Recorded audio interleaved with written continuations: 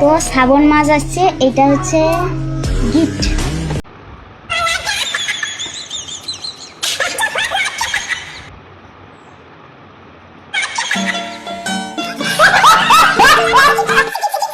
रुको जरा सबर करो बोला धक्का मुक्की नहीं करने का आराम से ले ফোন করে বলে কি তুই চন্ডিবিটির দিকে আয়, আজকে কিছু গিফট আছে তোকে দিব।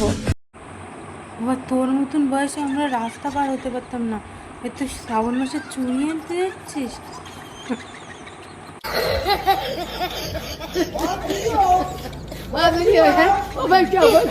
এই জন্য বলে গাইস ফার্স্ট প্রেম কর, অনেক কিছুতে জীবনকে বোঝায়। তো এটা আমি মনে করছি না খারাপ জিনিস, তো এটা অনেক। না বোনু, তুমি কিছু খারাপ করনি, তুমি শুধু শ্রাবণ মাসে চুড়ি নিয়ে এসছো। তোমাদেরকে বলেছি আমি যদি বুঝতে অল্প কিছু পারি, আমি যথেষ্ট বুঝতে। হ্যাঁ বোনু, তুমি এই বয়সে একটু বেশি বুঝতে গেছো। नहीं तू समझा नहीं। समझ रहे हो आप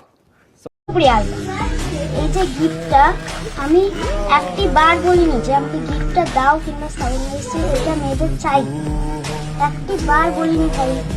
বাট এই যে গিফটটা কটা মেয়ে এই ওকে কেউ স্কুলে পাঠাও এরকম একটুখানি, তাহলে ওকে যে চুড়িটা দিয়েছে সে কইটুকুনি হবে।